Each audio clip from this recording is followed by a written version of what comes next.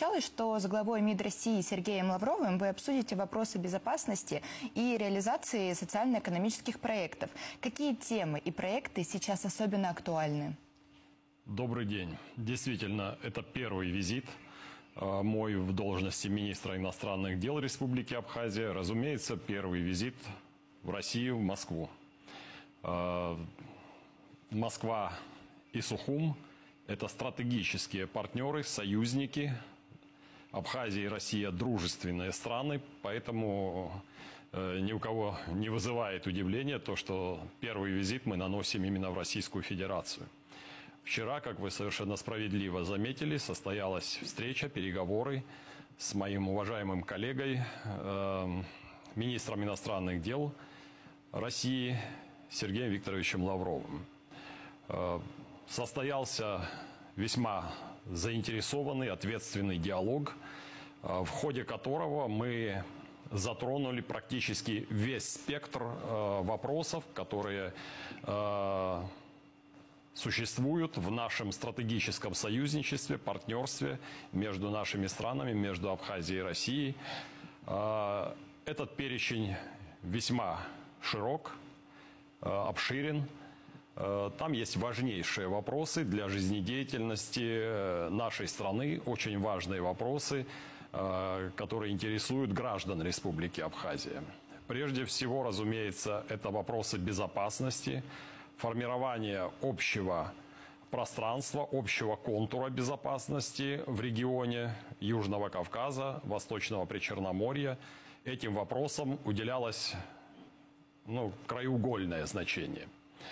Разумеется, затронули вопросы социально-экономического взаимодействия, сотрудничества Абхазии и России.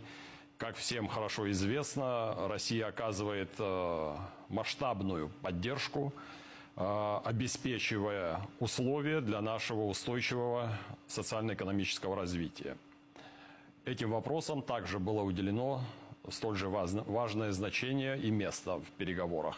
Кроме того, конечно, были затронуты вопросы консульского взаимодействия.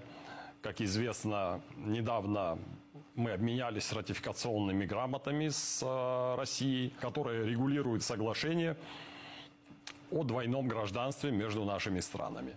Согласно этому соглашению, наши граждане получают значительные преимущества и поддержку со стороны Российской Федерации.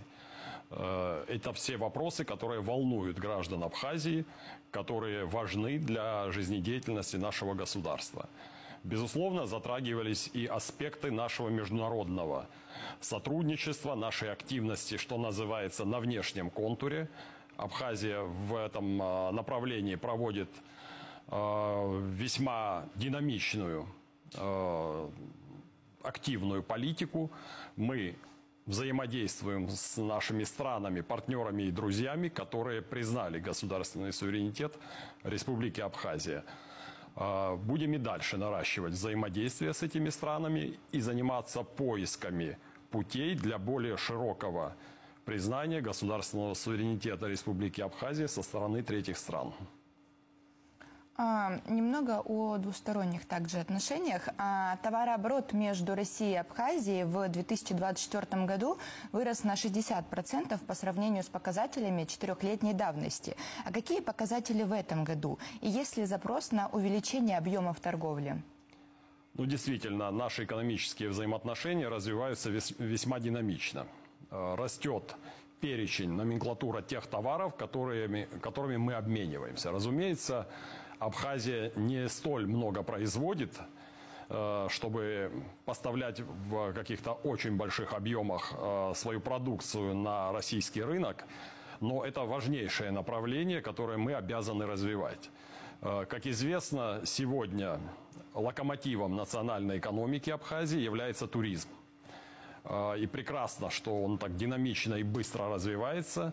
Хочу привести только несколько цифр. Небольшая Абхазия при населении менее 300 тысяч человек принимает по году, каждый сезон принимает порядка 1 миллиона с лишним российских туристов. Основной вал – это, конечно, российские туристы, которые приезжают отдохнуть в Абхазии. Поэтому, конечно, туризм играет важнейшее значение в структуре экономики Абхазии. Однако мы должны достигать большего эффекта. Глобальный эффект от этой деятельности был бы значительно выше, ощущался бы намного масштабнее, если мы будем также динамично развивать и иные отрасли, например, сельское хозяйство. Как известно, абхазская продукция, она славится, она известна, востребована на соседнем, дружественном, масштабном, очень дружелюбном российском рынке. Поэтому мы обязаны просто прийти в надлежащем, солидном, прогнозируемом объеме на дружественный нам российский рынок. Конечно, для этого предпринимаются все необходимые меры. У нас есть четкое понимание того, как должна развиваться аграрная сфера, и при помощи Российской Федерации, конечно, уже начинают осуществляться подобные программы. Наши предприятия, пусть и небольшие, которые существуют, но с надлежащей технологической оснащенностью, они обязательно будут поставлять на российский рынок свою экологически чистую, вкусную, достойную продукцию. Что касается того, в каких товарах мы заинтересованы от Российской Федерации, я хочу вообще сказать, что замечательно, что у нас есть такой торговый партнер рядом, который удовлетворяет практически все наши потребности. Основной вал, основной объем товаров, импортируемых нами, это товары из Российской Федерации. Мы понимаем, насколько важно такое сотрудничество. И, разумеется, наши ведомства, которые отвечают за внешнеэкономическую деятельность, это и Министерство экономики, и Абхазии, и Министерство экономического развития Российской Федерации работают в плотной взаимосвязи. Вообще хочу сказать, что в последнее время придан такой существенный импульс, в том числе и темпом, и стилистики нашего сотрудничества. Очень активно развиваются межведомственные связи. Все наши партнеры, у каждого ведомства, у каждого министерства, мы довольно быстро знакомимся, довольно быстро начинаем взаимодействовать. Мы с вами коснулись туризма. В этом году в Сухуми открылся аэропорт. И из каких еще городов, кроме Москвы, обсуждается запуск прямых рейсов до столицы Абхазии? Ну, действительно, это более чем значительное событие для нашей страны. Открытие нашей воздушной гавани, которая заработала спустя более чем 30 лет. Это событие и с экономической, и с имиджевой, и с морально-нравственной точки зрения очень важное для граждан нашей страны. Воодушевляющее, очень нужное и полезное событие. Кроме того, налажено и железнодорожное сообщение на совершенно ином, более высоком уровне. Это и фирменный поезд «Диаскурия», и «Ласточки», которые ходят регулярно. Что же касается рейсов в аэропорт имени Владислава Ардземба города Сухум, то география этих полетов расширяется. Нижний Новгород, Казань, рейсы в Москву. Все это набирает обороты, и мы планируем, что в ближайшее время число таких рейсов будет расти. С 12 июня начинают свои постоянные регулярные рейсы чартерные перевозчики туристического оператора «Библиоглобус». Это серьезный компонент нашего сотрудничества. Мы с большим воодушевлением смотрим на перспективы такого сотрудничества. А какой туристический поток из России ожидается в этом году? У нас ожидания, информация такие, что это будет рекордный сезон в силу разных объективного и субъективного свойства факторов. Мы готовы принять сегодня рекордное число туристов. В связи с этим развиваются новые туристические маршруты. Очень активно профильные ведомства обсуждают качество туристического продукта, который мы обязаны предоставить нашим гостям, нашим туристам. Вот недавно назначенный министр туризма Абхазии очень активно включается в эту работу. На днях состоится масштабный международный форум туристический, он пройдет на ВДНХ. И Абхазия там принимает самое активное участие, будет расположен ее стенд, экспозиция среди других зарубежных участников этого масштабного форума. Мы активно предлагаем свои возможности в сфере туризма. Уверен, что этот сезон будет по насыщенности, по количеству и по качеству предполагаемых услуг будет рекордным.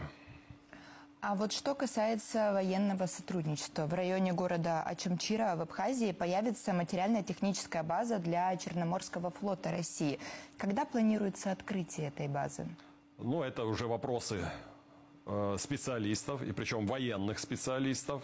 Поэтому о датах, о сроках мы с вами сегодня здесь говорить не будем.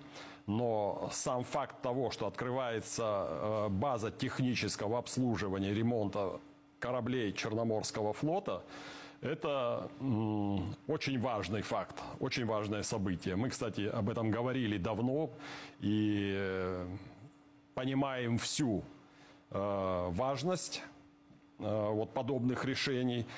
Сегодня в непростое время, в столь важном и чувствительном геостратегическом месте, каковым является Южный Кавказ и Восточное Причерноморье, развертывание подобного пункта, где могут оперативно обслуживаться корабли Черноморского флота России, мы расцениваем как дополнительный фактор стабильности, дополнительные возможности для того, чтобы обеспечивать высокие стандарты безопасности в регионе. А как в целом сейчас развивается военное сотрудничество между Москвой и Сухумом? И рассчитываете ли вы на его укрепление? Ну, безусловно, укрепление военного сотрудничества – это один из краеугольных камней в нашем общем союзническом формате, в котором, как я уже сказал в начале, вопросы безопасности, укрепление обороноспособности Абхазии, взаимодействие с нашим стратегическим союзником, партнером и другом России занимает главенствующее значение. Наши Министерства обороны и России, и Абхазии уже давно работают в плотном взаимодействии, сложились очень конструктивные, партнерские, дружеские связи. Абхазия ежегодно участвует в военных играх в Российской Федерации, в различных форумах с военной тематикой. Наши военачальники, большая часть из которых обучались как раз-таки в высших военных учебных заведениях России, они прекрасно знают своих визави, своих партнеров и взаимодействуют уже давно. Мы придаем этому колоссально важное значение. Это вопросы обороноспособности небольшой страны. И как раз-таки военный договор, в том числе с Российской Федерацией, и в значительной мере снял практически все военно-политические риски и обеспечивает стабильность и условия для устойчивого развития нашей страны. А вот что касается международной арены, Абхазия и Южная Осетия могут попросить статус наблюдателя в ЕАЭС. Заинтересован ли Сухум в получении такого статуса? И есть ли в целом возможность для того, чтобы Абхазия стала наблюдателем в организации? Вы знаете, наша цель вообще, в принципе, это, безусловно, как я уже сказал, расширение международного признания нашего государственного суверенитета со стороны третьих стран в разных регионах мира. Мое глубокое убеждение состоит в том, что Абхазия априори является неотъемлемой частью вот этого евразийского и постсоветского пространства. Ничего страшного нет в том, что мы не признаны большинством этих стран. Это пока так, это сегодня. Мы нацелены на сотрудничество с этими государствами в различных форматах, в том числе в формате гуманитарного взаимодействия, культурного взаимодействия, экономических проектов совместных и так далее. Со всеми теми, кто готов нас услышать, мы будем говорить. Мы нацелены на очень конструктивное партнерское сотрудничество со странами, которые традиционно нам понятны, которые составляли некогда единое целое вместе с нами, куда входили и мы. Поэтому считаем, что в этом смысле время работает на нас. И мы будем действовать в этом направлении, пытаясь присоединиться к любым форматам, в том числе и на евразийском пространстве. А каковы перспективы у Абхазии в контексте налаживания контактов с союзным государством? Ведется ли сейчас работа в этом направлении и удалось ли достичь каких-то конкретных результатов? Вы имеете в виду союзное государство России и Беларуси? Да. Ну, сегодня, насколько мне известно, таких больших подвижек у нас нет в этом направлении. В принципе, я считаю, что я об этом говорил уже довольно длительное время назад, что для нас, конечно, было бы приоритетным интересом присоединиться к формату союзного государства, потому что это как раз-таки тот формат, тот объем сотрудничества, который удовлетворил бы наши базовые интересы. Мы за такое сотрудничество, обязательно будем контактировать с профильными должностными лицами в этом направлении, будем думать о том, как нам удастся сблизить позиции. Суверенитет Абхазии признали сейчас 5 государств-членов ООН, а также несколько республик, имеющих статус частично признанных или непризнанных. Ведет ли Сухум работу по этому вопросу с другими участниками международного сообщества? Разумеется, я уже сказал о том, что мы довольно активны на внешнем контуре. Мы хотим, чтобы о нас узнали как можно больше стран в любых регионах мира. И для этого проводим достаточно активную, серьезную, наступательную, я бы сказал, работу. Мы дорожим теми отношениями, которые сложились у нас с государствами, признавшими наш государственный суверенитет. Это и страны Латинской Америки, Венесуэла, Никарагуа. Вот в ближайшее время состоится моя поездка в Никарагуа на очередное празднование, очередную годовщину празднования сандинистской революции в Никарагуа. Наши партнеры уже ждут нас, и мы наметили достаточно обширную программу пребывания и работы в этой дружественной нам стране. Такая же ситуация и с Венесуэлой. Мы традиционно на протяжении уже многих лет выстраиваем партнерские, дружеские отношения с Боливарианской республикой Венесуэла. Неоднократно посещал я Венесуэлу, неплохо понимаю, как там устроена жизнь и политическая работа. Мы с большой теплотой и с уважением относимся к завоеваниям и достижениям венесуэльского народа, народа Венесуэлы, к усилиям по поддержанию мира и развитию страны со стороны руководителей государства. Поэтому для нас это сотрудничество крайне важно. Ну, также у нас, как вы знаете, существуют дипломатические отношения с Сирийской Арабской Республикой, которая вот буквально недавно, в недавнем прошлом, претерпела значительную политическую и общественную трансформацию, но тем не менее нам удалось сохранить наши отношения.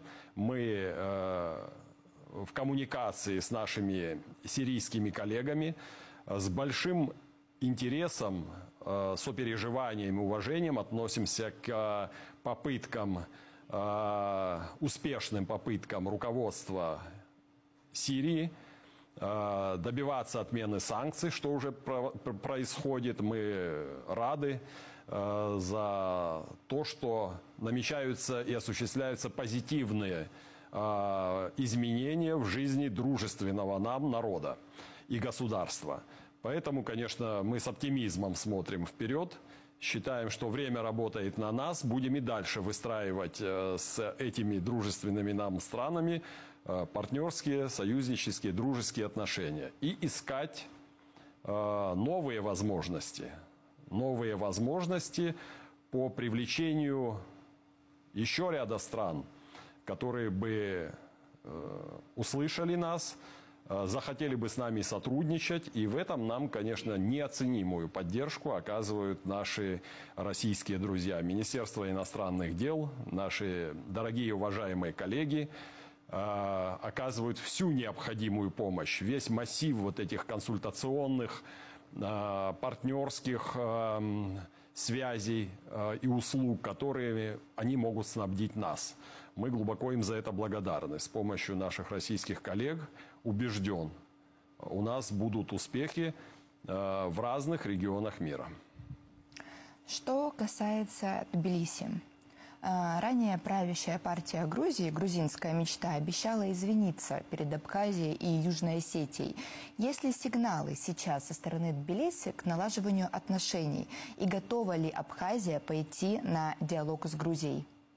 Действительно, мы уже на протяжении достаточно длительного периода слышим заявления из Тбилиси, из уст высоких чиновников, в том числе премьер-министра страны, о том, что Грузия желает наладить связи, оздоровить отношения со своими соседними государствами, в том числе с Абхазией и с Южной Осетией. Разумеется, это хорошо, что звучат подобные заявления. Мы внимательно отслеживаем их появление в медийном поле. При этом отчетливо осознаем тот факт, что за декларациями должны следовать реальные шаги, конкретные поступки. Мы одним из постулатов краеугольного характера на наших международных женевских дискуссиях, которые продолжаются уже длительное время, ставим вопрос о юридически обязывающем документе, который должна принять Грузия, о неприменении военной силы. Пока что, я говорю об этом в каждом своем выступлении, интервью, мы постоянно это подчеркиваем. На данный момент подвижек в этом нет. С упорством, как говорится, достойным лучшего применения, Грузия отказывается брать на себя подобные обязательства. А это, как вы понимаете, не способствует росту доверия между нашей страной и соседями Грузии. Поэтому, конечно, я считаю, что мяч на их стороне, на стороне Грузии. Мы хотим увидеть реальные, подкрепляющие эти заявления, шаги. И это, конечно, способствовало бы увеличению процента доверия. А какая сейчас обстановка на границе с Грузией? Есть ли провокации? На границе с Грузией обстановка стабильная, спокойная. Ситуация под контролем и абхазских пограничников, и наших российских коллег и партнеров.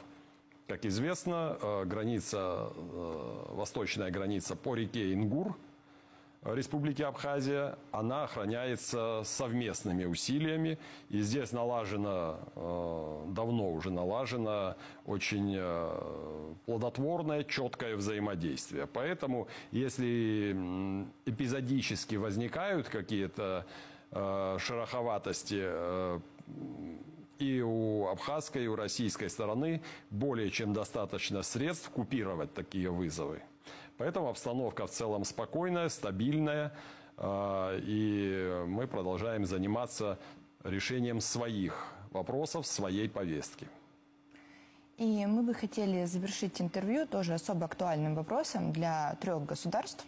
Россия, Абхазия и Южная Осетия обсуждают новое место проведения дискуссий по безопасности и стабильности в Закавказье, которые до этого проходили в Женеве. Есть ли уже определенные конкретные договоренности и какие варианты для переноса дискуссий наиболее жизнеспособны? Действительно, и абхазская сторона, и наши друзья и братья из Южной Осетии уже неоднократно